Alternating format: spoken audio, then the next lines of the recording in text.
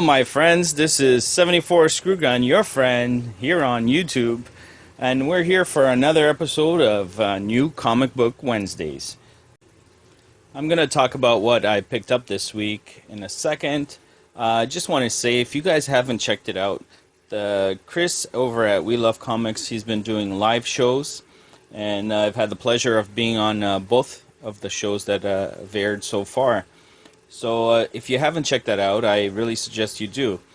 Although we get a little bit off topics there, it's a fun time, you know. When else do you get a chance to kind of interact with your fellow YouTubers? You know what I'm saying? So check that out. Okay, we're going to start this off with Image Comics The Beauty, number 6. I've said it before and I'll say it again. If you haven't been reading this is a very interesting story concept, and I think you should definitely check it out. The story is actually by Jeremy Han and Jason Hurley. I hope I'm saying that right. With the art by Jeremy Han. And this is number 6, and it's the final book in this story arc. So, which hints to me, of course, that we can expect to see more of this coming out soon. If you haven't read this, and you actually prefer to read in trades, you might want to know that it's actually will be coming out in March. So, again, if you don't want to go back and try and hunt down these single issues, pick up the trade when it comes out, and I'm sure you're going to find it interesting. Next up, we've got Deathstroke. Did I say that right? Deathstroke, number 14. Now, this is a series I've been picking up. I do think I'm missing a few issues, but I'm really behind on the reading. But I just love this character. And this is the actual color book variant, which I swore I would not be picking up any of these. And it's actually one of the questions that I asked the panel on the live show. But finding out that the regular cover is actually underneath this coloring book one, I figured why not? You get the best of both worlds, and you know, you can't beat that. Plus, if you do like to grade your books, I believe that the grading companies only grade the interior cover. So, you know, this is a good way of having that extra protection too.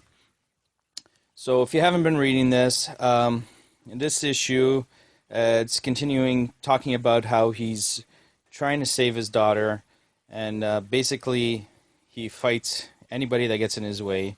He'll be fighting the Suicide Squad, and he'll be going up next against LexCorp. So, you know, he's just a badass, and I suggest you check it out if you haven't been doing that.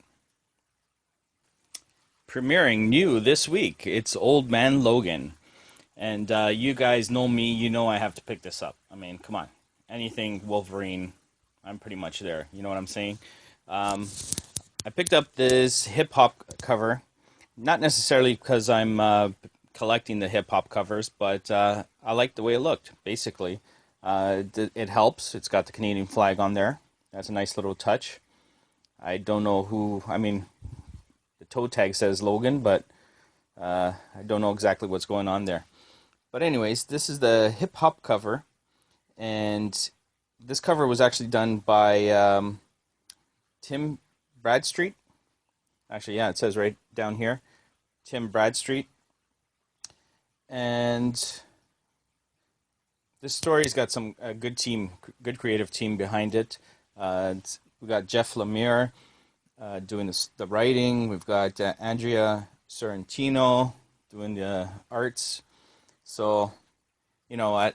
I'm crossing my fingers that this will be a good story. It's basically picking up from the original Old Man Logan story arc. And I think most of you guys know what that was about, you know. So I won't get into that. But I also picked up the 1 in 10 cover. Hold on, let me show you that.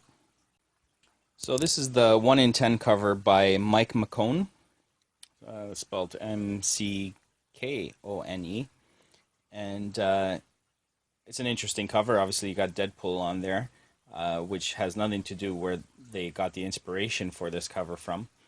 The inspiration actually came from a picture taken at the 2011 Vancouver riots.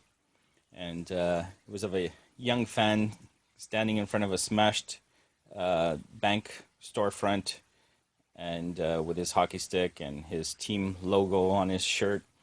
And originally it was kind of thought to be that he was protecting the store from the rioters, basically. But funny thing is, it turns out that he was the one that smashed all the windows. He was kind of just like, celebrating how cool he was to do that. So I don't think they knew the whole story when the artist drew this. It's not a great, inspiration for a cover, but it's something that as a Canadian, you probably know about, or, as a hockey fan, you kind of can't forget. So that's it there. I had to pick that one up. I thought it was cool. So tell me what you think. Next up, we've got Deadpool and Cable split second. And I believe this is a 3-issue storyline.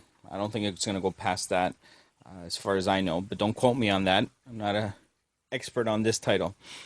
Or many titles anyways. So anyways, I just love comics. But what I really loved about this comic, the cover anyways, is the homage to Back to the Future. I mean, you can see the pose there, and if you grew up anywhere around the same time as I did, Back to the Future was a big movie when it came out. It looks a little corny now, but it was big back in the day. So that's that. Next up, we've got Zombie Tramp. Now, I've never read one of these comics. I've seen it in my comic store. I've seen it there. But I don't know. I thought it was maybe just a little cheesy. But according to my friend and your friend, the Chisel, Mr. Inside UFO, he says he picks these up, or he likes these books, and that it's not just about the boobies. Although the boobies don't hurt. They never do. Sorry. But he actually says it's a funny storyline, and so I decided to pick one up, give it a shot. This is the Zombie Tramp Saves Triple Xmas. So obviously for mature readers, and obviously I'll have to do a little bit of editing before I post this to cover up those bountiful bosoms. Anyways. So while I was there, like I said, I wanted to pick one up just to try it out. But they actually had another one in here. Let me show you. So they also had this one, which is Zombie Tramp versus Vamp Blade. And the reason I decided to pick this one up is that it's actually a connecting cover with another one that they had there.